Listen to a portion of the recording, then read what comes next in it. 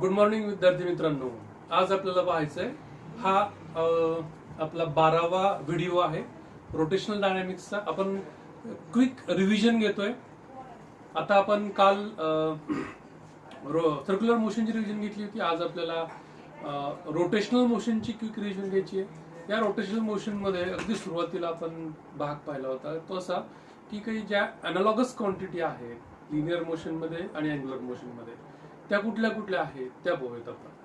तो याच्यामध्ये जसं की linear displacement, angular displacement, linear velocity, angular velocity, त्याच्यामध्ये रिलेशन, त्यानंतर लिनियर एक्सेलरेशन, अँग्युलर एक्सेलरेशन, त्याच्यामध्ये relation that is AT is equal to R alpha. त्याच्यानंतर फोर्स जसा गरजेचा आहे लिनियर मोशनसाठी तसा टॉर्क गरजेचा आहे रोटेशनल मोशनसाठी. मग टॉर्कचा जनरल फॉर्म्युला काय? It is moment arm into force. त्याला R बार क्रॉस F बार असं म्हणतो आपण. या टॉर्क नंतर आपण पुढे वर्क डन पाहूया आपण दोन्ही केसमध्ये. तर लिनियर मोशन मध्ये वर्क डन कसं लिहिता तुम्ही? Force into displacement. It is a force into displacement. यांचा हा स्केलर किंवा डॉट प्रोडक्ट आहे. तसं रोटेशनल मोशन मध्ये वर्क डन कसं काढतात? It is a torque and angular displacement. या दोघांचा जो आहे तो डॉट प्रोडक्ट असतो. तसंच त्याच्यामध्ये पुढे आपण काय करतो? पॉवर काढतो. Power is a work upon time. पण जर वर्क आहे तसं लिहिलं आपण force into displacement, force into displacement upon time. ठीक आहे. तर याच्यामध्ये हा displacement upon time is the velocity. So power can written as it is a dot product of force and velocity. Similarly, in this case, the power is the work upon time.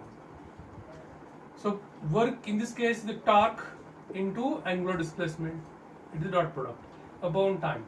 So, power is the torque into angular displacement upon time is the angular velocity. So, it is the angular velocity. तर या सर्व कशा आहेत? अॅनालॉगस quantities आहेत. या आपण पाहिल्या होत्या. तर या ठिकाणी याच्यानंतर आपण या मोशन मध्ये रोटेशनल मोशन मध्ये अगदी सुरुवातीला पाहिलं होतं rotational kinetic energy. Rotational kinetic energy. Rotational kinetic energy मध्ये आपण कन्सिडर केलं होतं consider rigid body which rotate about the given axis. मग याच्यामध्ये काय लक्षात ठेवायचं आपल्याला? तर दोन गोष्टी लक्षात ठेवायच्या. त्या म्हणजे प्रत्येक when the body rotate about the given axis, each and every particle moves in a circle with same angular velocity but different linear velocity. So the each and every particle which has the masses m1 up to the mn situated at a distance r1 up to the rn perpendicular distances from the axis of rotation. So the linear velocity of the first particle whose mass is the m1 who's situated at a distance r1 from the axis of rotation, v1 is equal to R1 omega, V2 is equal to R2 omega, so on. Then after that, kinetic energy of first particle is equal to half of, means E1 is equal to half of m1 v1 square. So it becomes half of m1. v1 square becomes R1 square omega square. So E2 is the half of m2 R2 square omega square, so on. So the total energy is the sum of the energies of the individual particles. So it is a half of into bracket m1 r1 square plus m2 r2 square, so on, bracket close omega square. कारण half आणि omega square हे common भेटतं आपल्याला. आणि तो जो bracket आहे महत्वाचा भाग हा bracket m1 r1 square plus m2 r2 square plus up to the mn rn square, याला आपण एक सिम्बॉल देतो आपण I. म्हणून कायनेटिक रोटेशनल कायनेटिक एनर्जी जी भेटते ती half of I omega square अशी भेटते. आणि त्याला आपण बॉक्स करतो this is rotational kinetic energy. तर I is the moment of inertia असं म्हणतो आपण. पण याची डेफिनेशन आपण नंतर सांगतो. डेफिनेशन याच्यावर सांगतो. ठीक आहे. मोमेंट ऑफ इनर्शिया म्हणजे काय? तर याच्यामध्ये आणि त्याचं फिजिकल सिग्निफिकन्स काय तर ते आपण लिहितो. आपण ते लक्षात ठेवूयात आपण. त्या ठिकाणी मोमेंट ऑफ इनर्शिया याच्यावर सांगता येईल तुम्हाला. जर एखाद्या रिजिड बॉडीचे असे डिस्क्रीट पार्टिकल असतील, वेगवेगळे पार्टिकल आहेत, त्यावेळेस आपल्याला ती डेफिनेशन कशी करता येते? It is the sum of, प्रत्येकाची काय आहे? बेरीज आहे. It is a sum of, परत काय कशाची सम आहे तर गुणाकाराची, product of. It is sum of product of mass of each particle. And square of its, त्याचंच square of its perpendicular distance from the axis of rotation, या दोघांच्या गुणाकाराची बेरीज आहे. अशाला काय म्हणतो आपण? Moment of inertia. मग याचं फिजिकल सिग्निफिकन्स काय? तर कम्पेअर करतो आपण. कसं कम्पेअर करतो आपण? तर ट्रान्सलेशनल कायनेटिक एनर्जी कशी आहे? ती अशी half of M V square. याच्यामध्ये पहा, इथं रोटेशनल कायनेटिक एनर्जी आणि ट्रान्सलेशनल कायनेटिक एनर्जी मध्ये हाफ हाफ कॉमन आहे. इकडे ओमेगा स्क्वेअर आहे, अँग्युलर व्हेलॉसिटी आहे कारण रोटेशनल मोशन आहे. इकडे व्ही आहे कारण लिनियर मोशन आहे. मग याच्यामध्ये इथं व्ही आणि ओमेगा अॅनालॉगस आहे, त्याचा अर्थ यम आणि आय हे कसे आहेत? अॅनालॉगस आहेत. याचा अर्थ यमचं जे काम लिनियर मोशन मध्ये आहे, काय काम आहे? To present inertia to the linear motion. Inertia it is a tendency to oppose the change in state of the rest or of the motion along the straight line. तसंच या moment of इनर्शियाचं physical significance काय असेल? याचं असं असेल की it represent the inertia to the rotational motion, so it is called rotational inertia. तर रोटेशनल इनर्शिया रिप्रेझेंट काय करतोय? एखाद्या वस्तूचं रोटेशनल इनर्शिया जास्त आहे म्हणजे काय? ठीक आहे, रोटेशनल इनर्शिया जास्त आहे म्हणजे काय? तर याच्यामध्ये ज्या वस्तूचं रोटेशनल इनर्शिया जास्त आहे याचा अर्थ त्याला रोटेशनल मोशन मध्ये आणण्याचे टॉर्क पण जास्त लागेल. आणि जर एखादी वस्तू ज्याचा मोमेंट इनर्शिया जास्त आहे आणि ती रोटेशन मध्ये आहेच ऑलरेडी, आणि जर त्याला थांबवायचं असेल म्हणजे अपोजिंग टॉर्क अप्लाय करायचं असेल तर त्याला अपोजिंग टॉर्क पण जास्त लागेल. आणि समजा एखाद्या वस्तूचा मोमेंट ऑफ इनर्शिया कमी आहे किंवा रोटेशनल इनर्शिया कमी आहे म्हणजे काय? त्याला फिरवायला पण कमी टॉर्क लागेल आणि त्याला थांबवायला पण अपोजिंग टॉर्क कमी लागेल. हे त्याचं काय आहे? फिजिकल सिग्निफिकन्स आहे. कशाचं?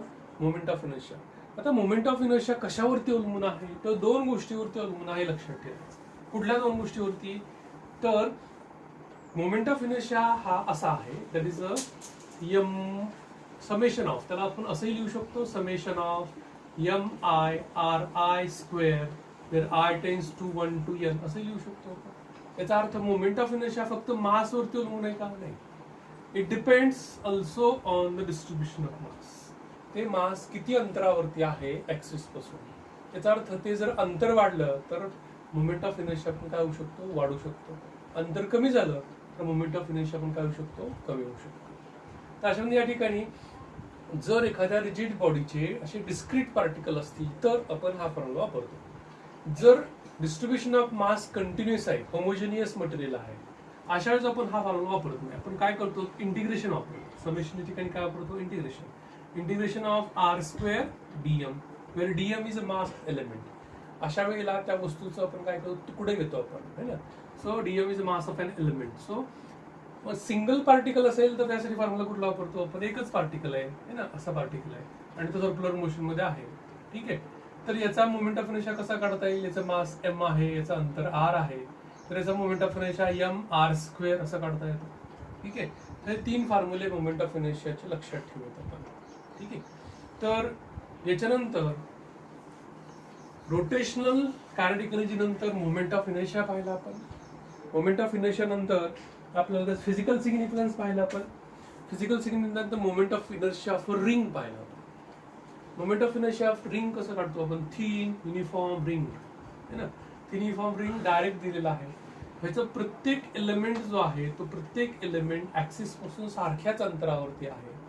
आणि अंतर किती आहे? तर रेडियस ऑफ रिंग आहे. याचा अर्थ जर मी याला फॉर्म्युला वापरला एका एलिमेंटसाठी तर तो एका एलिमेंटचा मोमेंट ऑफ इनर्शिया काय असेल? Moment of inertia of element is the mass of element आणि आर स्क्वेअर प्रत्येक एलिमेंट या ठिकाणी. आणि जर टोटल आपलं moment of inertia of ring काढायचं असेल तर आपण काय करतो? इंटिग्रेशन करतो त्याला आपण. Integration of R square DM.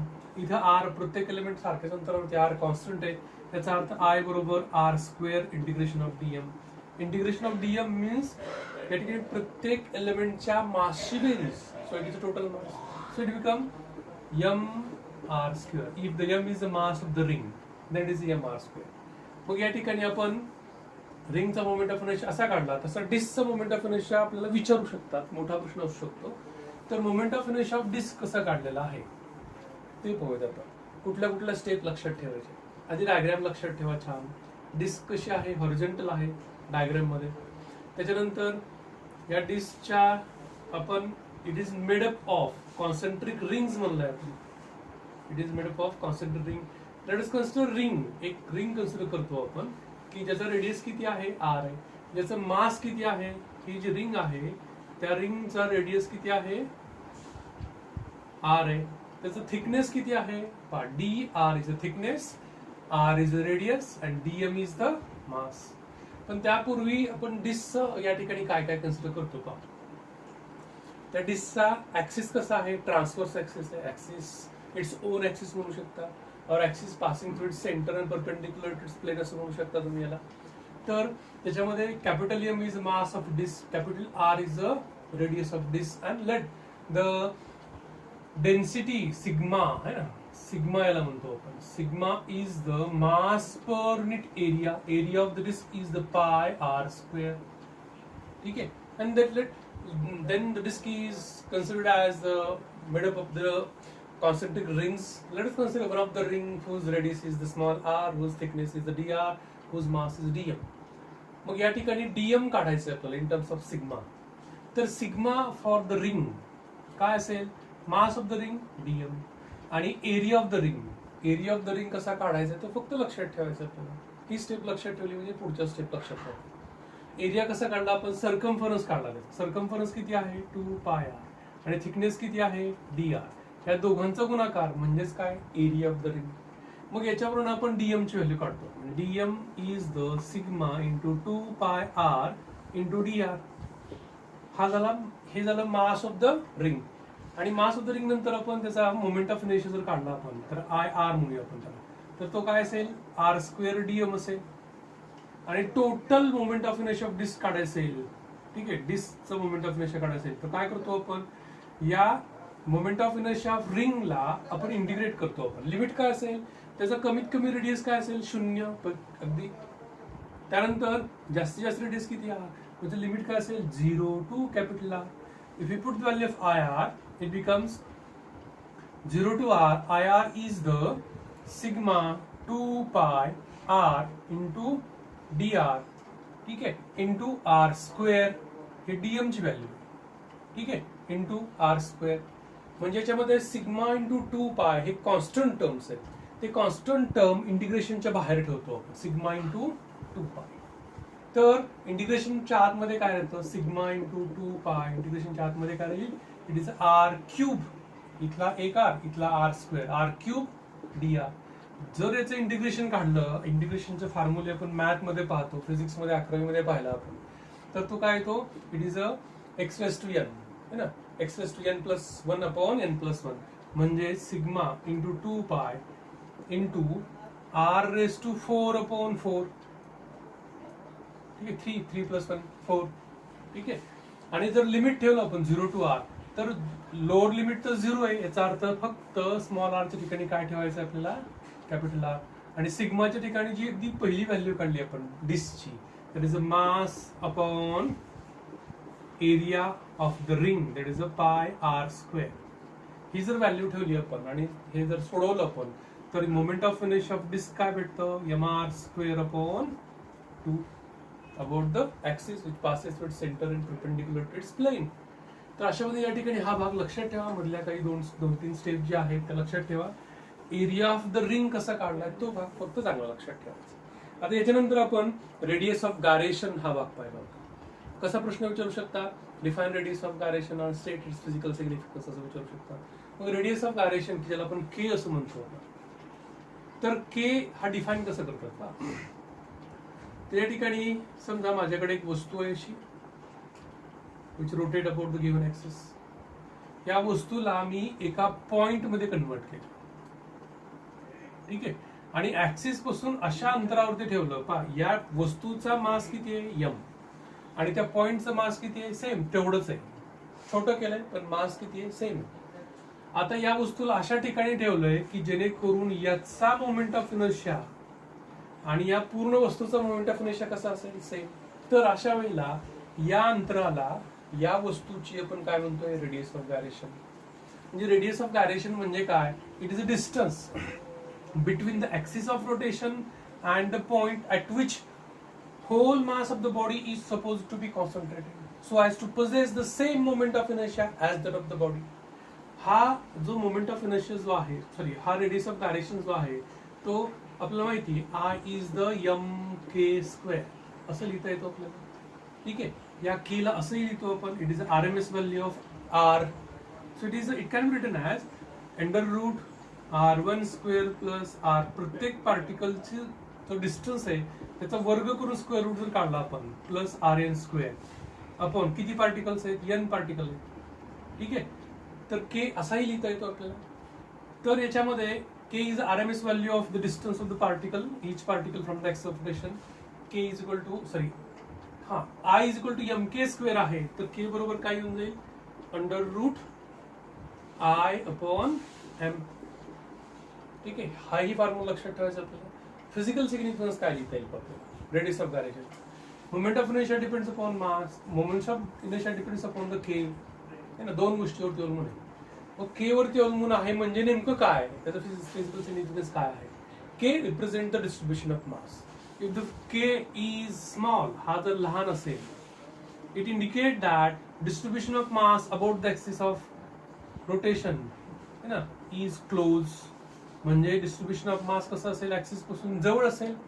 म्हणजे के जर मोठा असेल, if the K is large, then the distribution of mass about the axis of rotation is widely separated from the axis of rotation. म्हणजे k ची व्हॅल्यू जर लहान आहे तर डिस्ट्रीब्युशन ऑफ मास ऍक्सिस पासून जवळ असेल, k ची व्हॅल्यू मोठी असेल तर distribution of mass about the axis हे दूर अंतरापर्यंत असेल.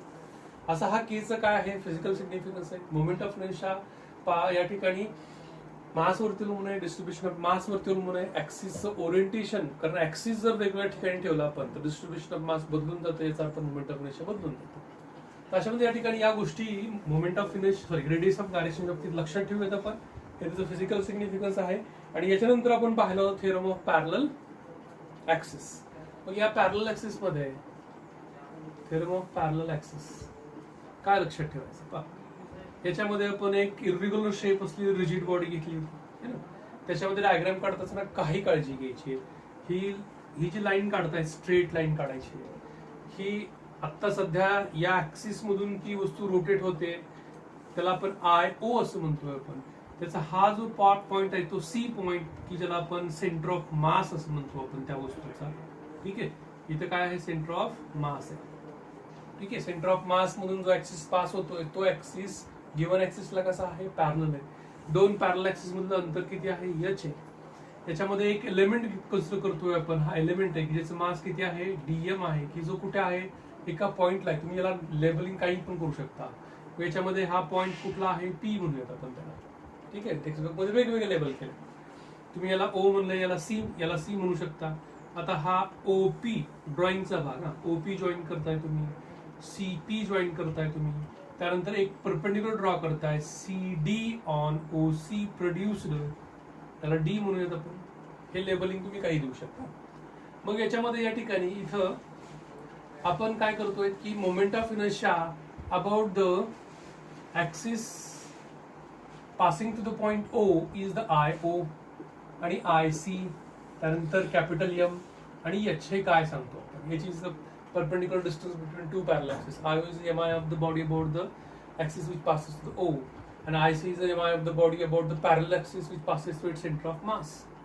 आणि याच्यानंतर मग आपण त्या एलिमेंटचा मोमेंट ऑफ इनर्शिया, ठीक आहे, म्हणजेच एलिमेंटचा मोमेंट ऑफ इनर्शिया सेपरेट केलेलं नाही यावेळेला. ठीक, direct moment of inertia of body म्हणजे त्याचा मोमेंट ऑफ इनर्शिया काय असू शकतो पहा. समजा मला या ठिकाणी या एलिमेंटचा moment of inertia about the axis which passes the O काढायचा आहे, तर तो मोमेंट ऑफ इनर्शिया काय असेल, that is OP square DM एवढा असेल. ठीक आहे, आणि जर मी त्याला इंटिग्रेशन केलं तर टोटल बॉडीचा मोमेंट ऑफ इनर्शिया भेटेल, की ज्याला मी काय म्हणू शकतो आय ओ म्हणू शकतो. आता पहा या एलिमेंटचा मोमेंट ऑफ इनर्शिया अबाउट दिस काढायचंय मला, तर ते काय असेल सीपी स्क्वेअर डीएम असं असेल. आणि जर टोटल एलिमेंटचं नको टोटल बॉडीचं काढायचं असेल तर काय करायला लागेल, मला इंटिग्रेशन काढायला लागेल. त्याला म्हणतोय आपण आय सी. ठीक आहे, आय ओ आणि आय सी काय आहेत एलिमेंट वरनं ते डायरेक्ट लिहिले तरी चालते. आणि याच्यानंतर पुढचा भाग जो आहे तो पुढचा भाग कसा आहे, आपण एक राईट अँगल ट्रायंगल, मोठा राईट अँगल ट्रायंगल जो आहे याच्यामध्ये तो कुठला आहे ODP. ODP तुम्ही नावं काही देऊ शकता, पुस्तकात वेगळे दिले. ODP या ट्रायंगल मध्ये according to Pythagoras theorem.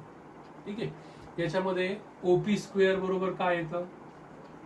OP square बरोबर या दोघांची बेरीज आहे OD square plus PD square. Okay, आता OD म्हणजेच काय? OC आणि CD ची बेरीज आहे. So OP square is equal to OD is the OC plus CD bracket square plus PD square. तर याच्यामध्ये याचा वर्ग A प्लस B ब्रॅकेटचा वर्ग करतो आपण ना. OC square plus CD 2 times OC into CD plus CD square plus PD square. आता पहा शेवटचे दोन टर्म पहा, CD square plus PD square. CD square plus PD square is CP square. तर CP स्क्वेअर तो सुरुवातीला होता पण OC square plus CP square plus 2 times OC into CD. ठीक आहे, हा काय आहे? OP स्क्वेअर आहे. ठीक आहे, आता या ठिकाणी आपल्याला माहिती आहे OC is equal to H आहे. मग तिची जर व्हॅल्यू माहिती आहे आपल्याला, ती व्हॅल्यू ठेवली आपण. OC बरोबर काय आहे? H आहे. तर या ठिकाणी IO is equal to integration of OP square DM. OP square ची व्हॅल्यू ठेवली तर याच्यामध्ये इंटिग्रेशन ऑफ OP स्क्वेअर आणि OC बरोबर या ठिकाणी आपण ठेवलं OC बरोबर H. OC बरोबर H इंटिग्रेशन ऑफ DM बरोबर टोटल मास. ठीक, कॉन्स्टंट टर्म आहे OC. तर या ठिकाणी इथं OP स्क्वेअर ची किंमत काय आहे? OC स्क्वेअर म्हणजे H स्क्वेअर. ठीक आहे,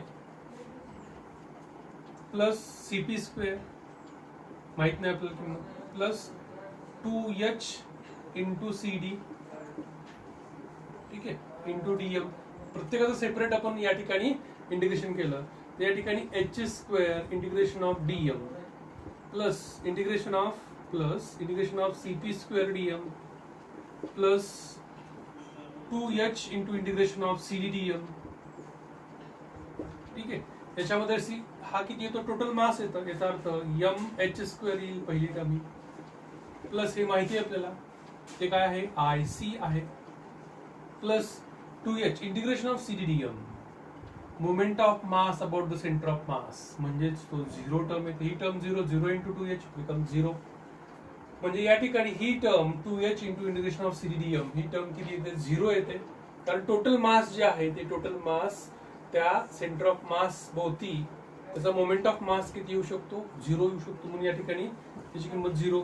म्हणजेच IO बरोबर काय भेटतं? IC plus MH square. अशा पद्धतीने हा भाग लक्षात ठेवा.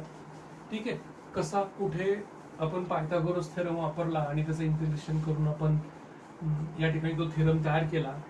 ठीक आहे, याच्यानंतर आपण थेरम ऑफ परपेंडिक्युलर ऍक्सिस पहा. स्टेटमेंट लक्षात राहील theorem of parallel ऍक्सिसचं.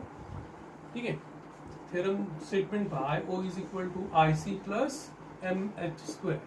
Moment of inertia of a body about the given axis is the sum of its moment of inertia about the parallel axis passing through the center of mass and product of mass of the body and the square of distance between two perpendicular axes. असे ते statement. त्याच्यानंतर पुढचा भाग होत आपण त्याला आपण theorem of perpendicular axis म्हणून. ठीक आहे, कसा आहे? IZ is equal to IX plus IY.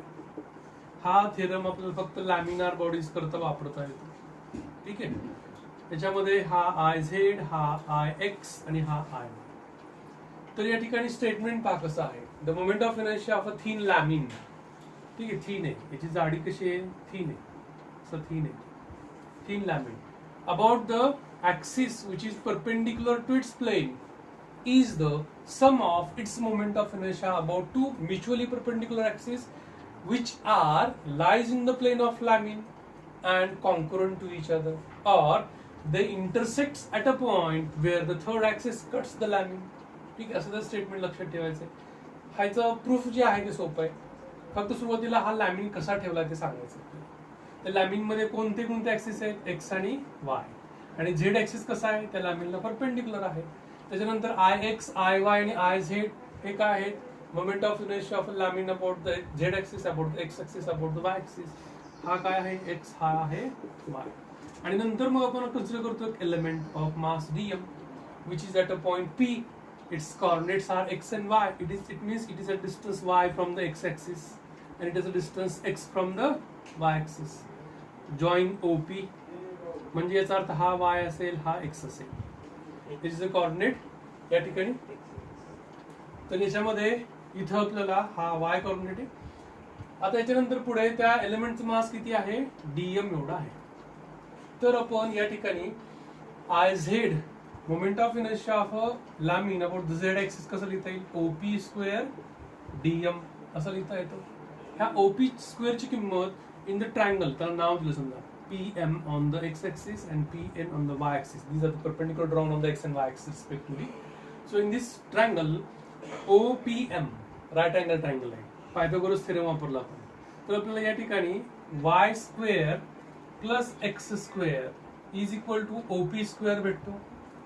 ठीक आहे, म्हणजे OP स्क्वेअरची किंमत फक्त ठेवायची आणि OP स्क्वेअरची किंमत ठेवली की आपल्याला असं भेटेल इंटिग्रेशन ऑफ ब्रॅकेटमध्ये y square plus x square into dm. Separate केलं आपण, integration of y square dm, integration of y square dm plus integration of x square dm. याच्यामध्ये y स्क्वेअर dm म्हणजेच काय, ix आहे.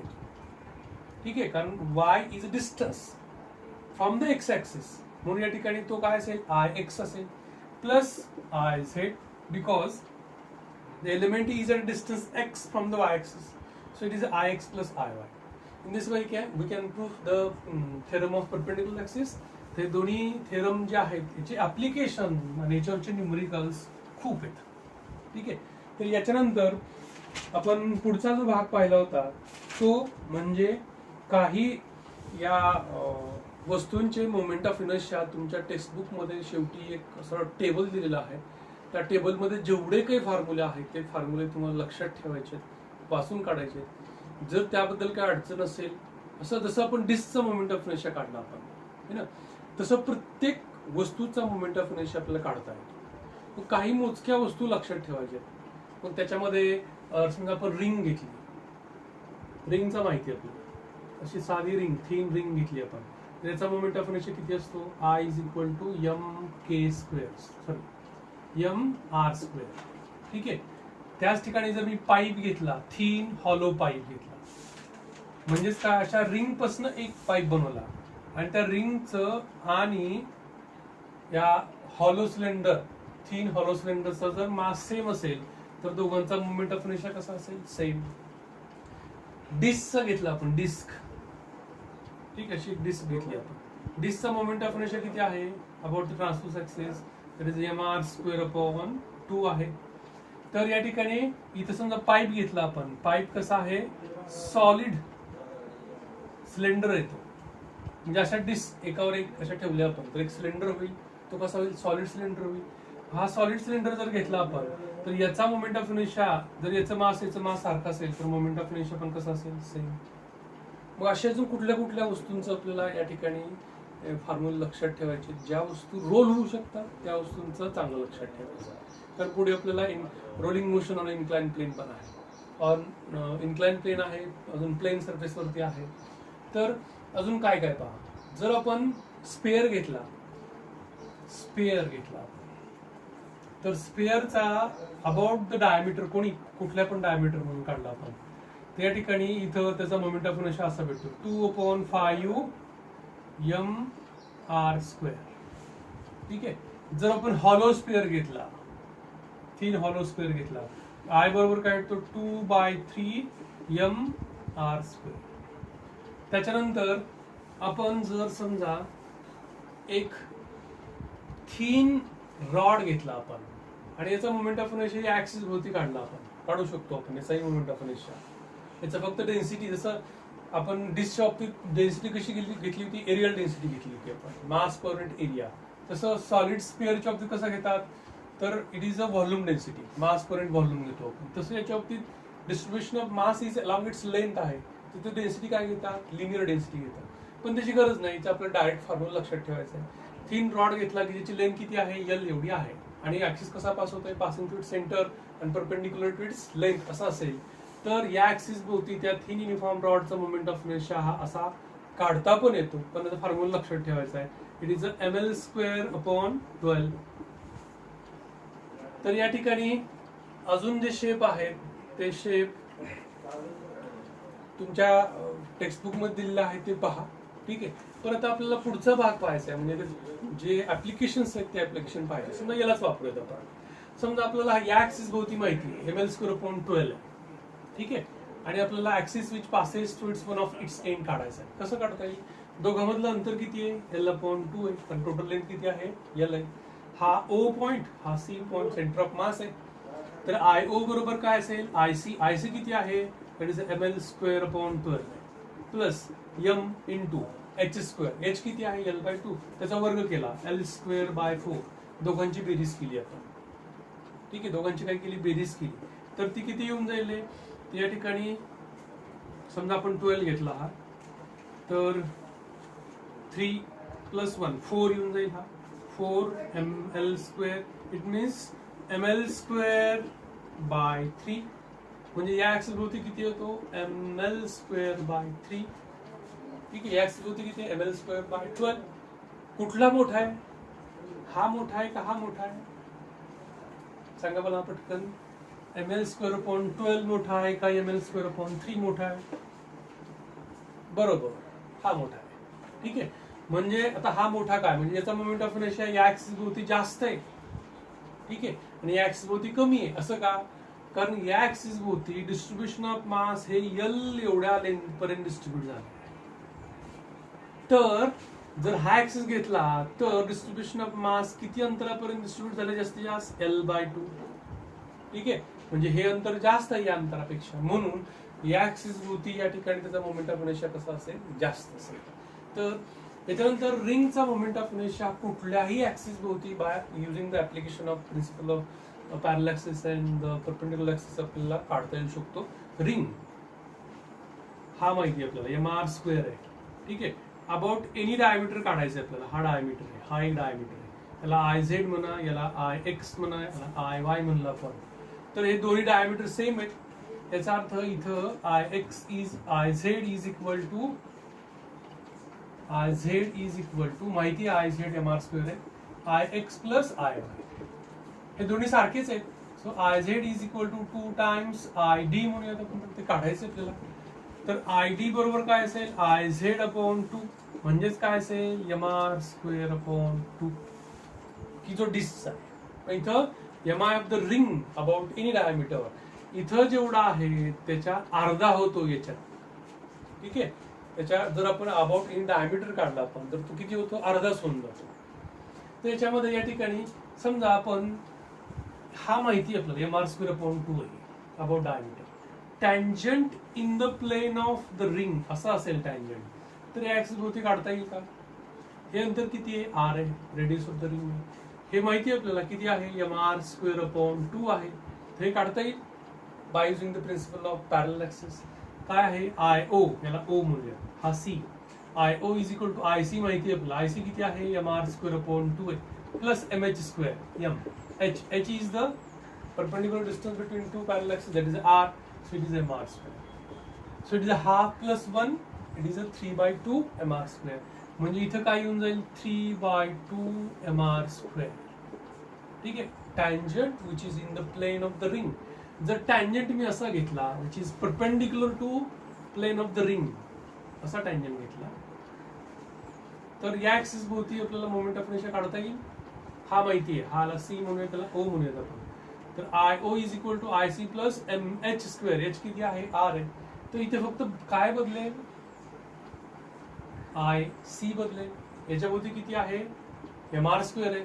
So it is mr² plus mr². So it becomes 2 times mr². ठीक आहे. अशा म्हणजे या ठिकाणी प्रत्येक हे प्रिन्सिपल वापरून आपण या ठिकाणी मोमेंट ऑफ इनर्शिया आपण काढू शकतो. त्याच्यानंतर पुढचा भाग जो आहे तो अँग्युलर मोमेंटम आहे. अँग्युलर मोमेंटम मध्ये म्हणजे काय? Angular momentum L, it is a moment of linear momentum, म्हणजेच r bar cross p bar. याच्यामध्ये इथं जर किंमत काढली आपण तर L is equal to L bar. Direction कशी असेल L बारची? Along the axis vertically in the upward direction if the sense of rotation is the anti-clockwise. जो राईट हँड थंब रूल आहे तोही आपण याला वापरू शकतो आपण. या ठिकाणी हा थोडासा डायरेक्शनचा भाग हा इमॅजिनरी आहे. या थीटाच्या बाबतीत, ओमेगाच्या बाबतीत, अल्फाच्या बाबतीत त्या सर्वांची डायरेक्शन कशा आहेत अलॉंग द ऍक्सिस. आणि आता कुठला येतोय टॉर्क पण आहे ना, काय आहे टॉर्क पण आहे, त्यानंतर यल पण आहे. ठीक आहे, या सर्वांच्या दिशा कशा आहेत अलॉंग द ऍक्सिस. त्याच्यामध्ये या ठिकाणी यल इज इक्वल टू किंमत जर लिहिली आपण तर ते असं येईल आर पी साइन थीटा. ठीक आहे, त्याच्यामध्ये पी वेगळा लिहितो मी आर साइन थीटा. आणि आर साइन थीटा म्हणजेच काय आहे मोमेंट आर्म आहे. याचा अर्थ तुम्ही या ठिकाणी इथं यल म्हणजेच मोमेंट आर्म इंटू पी असं पण लिहू शकता तुम्ही त्याला. ठीक आहे, तर याच्यामध्ये या ठिकाणी इथं याची किंमत कधी जास्त होईल याच्या प्रत्येकाची, हा टो झाला यल झाला है ना, किंमत मॅक्सिमम कधी होईल जर थीटा 90 असेल तर 90 डिग्री असेल. ठीक आहे, तर याच्यामध्ये या ठिकाणी समजा मी अशी एक डायग्राम काढली. ठीक आहे, हा ऍक्सिस ऑफ रोटेशन आहे आणि इथं हा पॉइंट आहे, इथं फोर्स अप्लाय केला आपण. ठीक आहे, आणि हा रेडियस वेक्टर आहे. ठीक आहे, या दिशेमध्ये पी बार असेल, चेंज ऑफ मोमेंटम पी बार, आणि हा काय आहे आर बार आहे. तर या दोघांमधला angle r bar cross p bar है ना, म्हणजे यल बार असं असेल. ठीक आहे, हा थीटा 90 असेल तर यल मॅक्सिमम असेल. आणि इथं आपण सहसा ते मॅक्सिमम कन्सिडर करतोय. तर अँग्युलर मोमेंटमचं एकक लक्षात ठेवायचं आपल्याला काय आहे, तर मोमेंटमचं एकक काय आहे मास इंटू वेलॉसिटी इंटू काय मोमेंट आर्म, म्हणजे परत मीटर येतं. याचा अर्थ kilogram metre square per second हे अँग्युलर मोमेंटमचं एकक आहे. त्याच्यावर डायमेन्शन काढता येतं.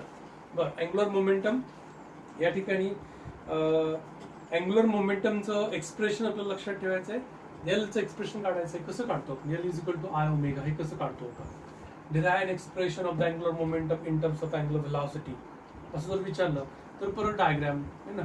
There are an particle, this is axis of rotation which are situated distance r1 up to the rn. मग पहिला when the body rotate it consists n particles of masses m1 up to the mn situated distance r1 up to the rn. आणि मग when the body rotate each particle has the same angular velocity, omega कसा आहे constant but different linear velocity. So v1 is equal to first r1 omega, v2 is equal to r2 omega, so the linear momentum of the first particle p1 is the m1 v1. It is the product of mass and velocity. But we know the v1 is the r1 omega. But L, magnitude of angular momentum r1 p1. So put the value of p1. So we get r1 means this angular momentum, magnitude of angular momentum of the first particle, that is L1 म्हणलं तरी चालेल. L1 is equal to r1 p1. So put the value of p1. P1 is the m1 r1 omega. So it becomes m1 r1 square omega. So L2 L3 so on. But the direction of the all angular momentum is same along the axis, vertically in the upward direction if the sense of rotation is anti-clockwise. So the total angular momentum is the sum of the individual angular momentum. So it becomes the m I r I square, where it tends to I tends to 1 to n into omega. So finally we get L is equal to I omega. L is equal to I omega असं भेटू शकतं. 1 2 3 या 3 step लक्षात ठेवला की पुढचा भाग सोपा आहे. बाकीचा जो भाग लिहायचा आहे तुम्हाला ना, आतमध्ये जो भाग लिहायचा आहे तो भाग सोपा आहे. तर तो भाग तुम्ही तुमच्या शब्दात लिहिलात तरी चालेल. त्यानंतर expression for the torque in terms of angular acceleration, तो is equal to I alpha. याच्यामध्ये काय करतोय आपण, याच्यामध्ये आपण rigid body rotate about the given axis which consists n particles having the masses m1 up to the mn which are situated at distance r1 up to the rn. Then the body is rotated with an angular acceleration alpha due to the torque tau मुळे त्यामध्ये जे काही uniform angular acceleration तयार होतं, uniform angular acceleration तयार होतं तो म्हणजे किती अल्फा.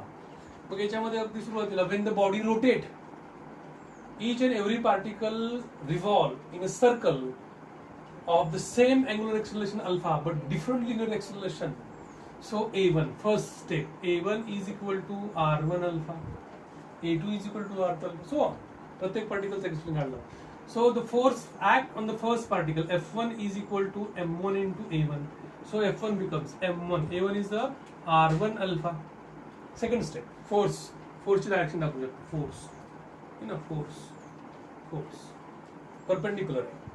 त्याच्यामध्ये या ठिकाणी R आणि F परपेंडिक्युलर आहे म्हणून तो टोची आपण किंमत लिहिली आहे. So torque act on the first particle, that is τ1 is equal to magnitude moment arm into force, R1 into F1. So R1, put the value of F1, that is M1 R1 alpha. So τ1 becomes, that is M1 R1 square alpha, so on.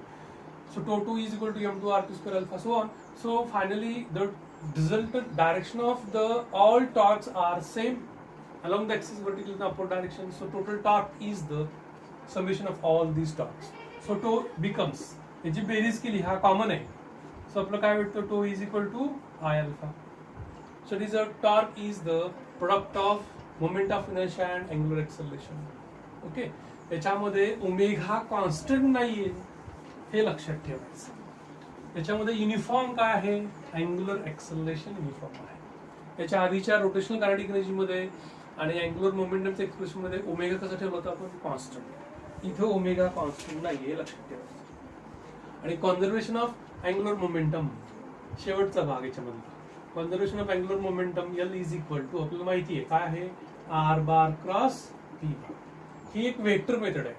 त्याला एक scalar method पण आहे, पण आता पुस्तकात एक vector method दिली आहे म्हणून आपण वेक्टर मेथड करू. याचा डेरिव्हेटिव्ह काढतोय फक्त आपण. It is a DL bar upon DT. ठीक आहे, याच्या आधी पाहिलंय आपण, तुम्हाला पण सांगतोय. याचा डेरिव्हेटिव्ह दोन्ही टर्म कशा आहेत, व्हेरिएबल टर्म्स आहेत. So first term kept as it is, it is a dP bar upon dt plus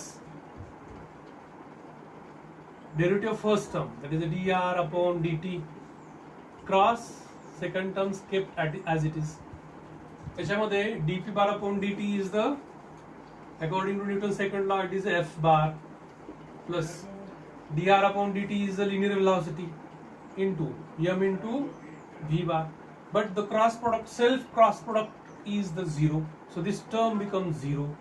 So it remains only R bar cross F bar.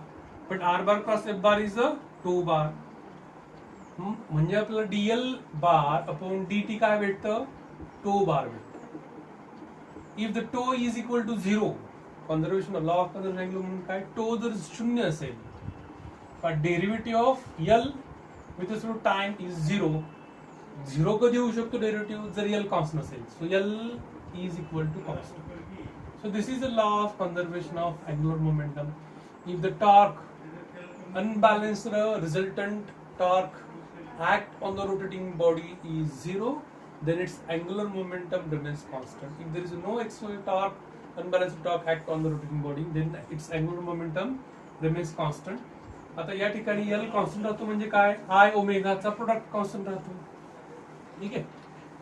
आता टोचे वेगवेगळे फॉर्म्युले पहा किती येतात. टोची किंमत R into F general formula. जर R आणि F चे डायरेक्शन परपेंडिक्युलर असेल तर I is equal to tau is equal to I alpha. Tau is equal to I alpha. हा एक आहे. आत्ता एक पाहिला आपण, tau is equal to DL by DT. ठीक आहे, टो इज इक्वल टू काय, DL बाय DT. हे टोचे तिन्ही फॉर्म्युले लक्षात ठेवायचे.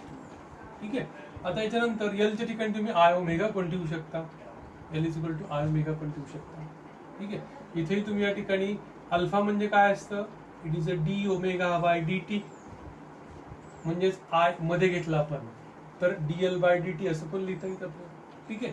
तर हे फॉर्म्युले जे आहेत ते लक्षात ठेवा. आणि याच्यानंतर law of conservation of angular momentum नंतर पुढे आपण रोलिंग मोशनचा शेवटचा भाग पाहिला होता, तो भाग पाहूयात आणि थांबूया. या रोलिंग मोशन मध्ये अगदी सुरुवातीला काय पाहिलं होतं पण, तर प्लेन सरफेसवरती रोलिंग मोशन पाहिलं. या प्लेन सरफेसवरती रोलिंग मोशनचं या ठिकाणी टोटल एनर्जीचा फॉर्म्युला आपण, म्हणजे ज्यावेळेस एखादी वस्तू रोल होते आणि पुढे पुढे जाते, it means it has two motions, rotational as well as linear motion. Rotational motion कोणाची, प्रत्येक पार्टिकलची. पण ट्रान्सलेशनल मोशन कोणाची, त्याच्या सेंटर ऑफ मासची ट्रान्सलेशनल मोशन.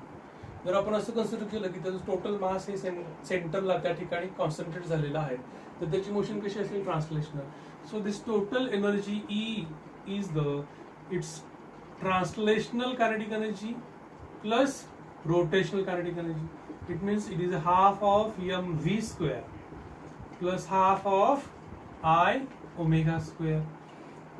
याच्यामध्ये काय लक्षात ठेवायचंय का, दोन गोष्टी लक्षात ठेवायच्या, त्या म्हणजे I ची किंमत दॅट इज mk स्क्वेअर आणि ओमेगाची किंमत that is v upon r. ठीक आहे, या किमती लक्षात ठेवा. r is the radius of that rolling object. तर या ठिकाणी ती जर किंमत ठेवली आपण half of mk square v square upon r square. So 1/2 mv square becomes common, so it becomes half of mv square into bracket 1 plus k square upon r square. ठीक आहे, k square upon r square च्या किमती ज्या आहेत त्या किमती प्रत्येक rolling object साठी लक्षात ठेवा. रिंग घेतली तर k square upon r square किती येतो, 1 येतो. ठीक आहे, त्याच्यानंतर आपण जर वेगवेगळे ऑब्जेक्ट घेतले, ठीक आहे, युनिफॉर्म सॉलिड स्पेअर घेतला, तर 2/5 येतो. त्याच्यानंतर आपण जर थीन हॉलो पाईप घेतला तर रिंग साठी जो येतो तोच येतो, 1 येतो. त्याच्यानंतर डिस्क घेतली आपण, डिस्क घ्या किंवा सॉलिड सिलेंडर घ्या, इट इज हाफ, म्हणजे k स्क्वेअर अपॉन r स्क्वेअरची व्हॅल्यू किती येते, हाफ. तर त्या व्हॅल्यू जर लक्षात ठेवल्या तर न्यूमेरिकल सोडवायला मदत होते. पण हा फॉर्म्युला लक्षात ठेवल्यानंतर पुढचा भाग, object which rolls on the inclined plane. ठीक आहे, h इज द हाईट. हे डिस्टन्सची काही गरज पडत नाही आपल्याला, पण when the object rolls down from the height h, its initial velocity is 0. तर या ठिकाणी इनिशियल वेलॉसिटी 0 आहे, तर इथली फायनल वेलॉसिटी आपण काढतो आपण. तर ही फायनल वेलॉसिटी कशी काढतो आपण, तर by using the third kinematic equation, v square is equal to u square plus 2 times gh. ठीक आहे, पण याच्यामध्ये या ठिकाणी इथं आपल्याला या रोलिंग मोशन मध्ये आपण अशी वेलॉसिटी काढत नाही. ठीक आहे, तर थर्ड कायनेमॅटिक इक्वेशन वापरून आपण काढत नाही, कारण याच्यामध्ये या ठिकाणी याची जी पोटेन्शियल एनर्जी आहे at a height h is converted into kinetic energy at a bottom, असं म्हणतात.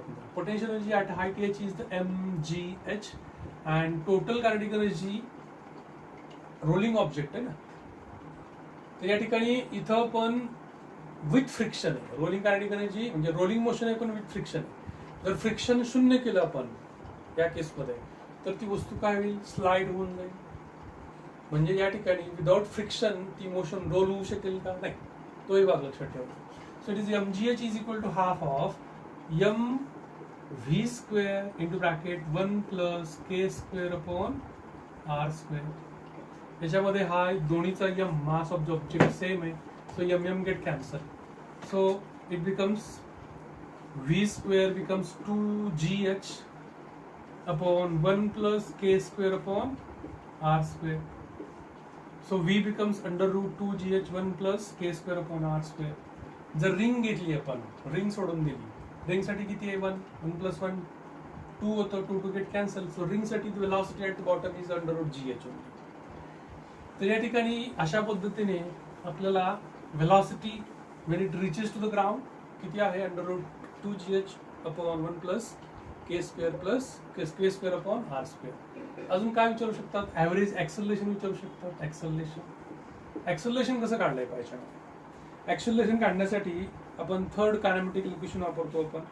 त्याच्यामध्ये v square is equal to u square plus 2as, कारण डिस्प्लेसमेंट किती आहे त्याचं, s एवढा आहे. ठीक आहे, तर याच्यामध्ये या ठिकाणी इथं इनिशियल वेलॉसिटी जी आहे ती त्याची 0च आहे. ठीक आहे, म्हणजे ही टर्म काय होते, 0च होते. तर a बरोबर v स्क्वेअर अपॉन 2s. ठीक आहे, डायरेक्टली तर चालेल. v ची किंमत आपण काढली, v ची किंमत किती, फायनल वेलॉसिटीची किंमत काढली आपण, ती किती आहे, 2gh upon 1 plus k square upon r square एवढी आहे. 2 इंटू s, आता s जो आहे हा s आहे. इथून इथपर्यंत. जर या ठिकाणी हा अँगल आपल्याला अँगल ऑफ इन्क्लिनेशन माहित असेल तर अपोजिट आणि हायपोटेन्यूज याच्यामध्ये रिलेशन साइन थीटाने सांगता येतं. It is the h upon s. So s is the h upon sin theta. Put this value of s. So 2 into s. S is the h upon sin theta. So h get cancel. म्हणजे याच्यामध्ये हा आणि 2 get cancel. म्हणजे पुढे काय येतं g sin theta. It is a simple g sin theta upon 1 plus k square upon r square. Average acceleration g sin theta upon 1 plus k square upon r square. तर असे जे काही expressions आपण पाहिलेले आहेत ते एक्सप्रेशन लक्षात ठेवा आणि याच्यानंतर वेगवेगळ्या सिमेट्रिकल ऑब्जेक्टचा मोमेंट ऑफ इनर्शिया लक्षात ठेवायचा तुम्हाला की जो तुमच्या टेबलवर दिलेला आहे. थांबूयात आपण. याच्यानंतरच्या तासाला आपण न्यूमेरिकल बघूया. ठीक आहे.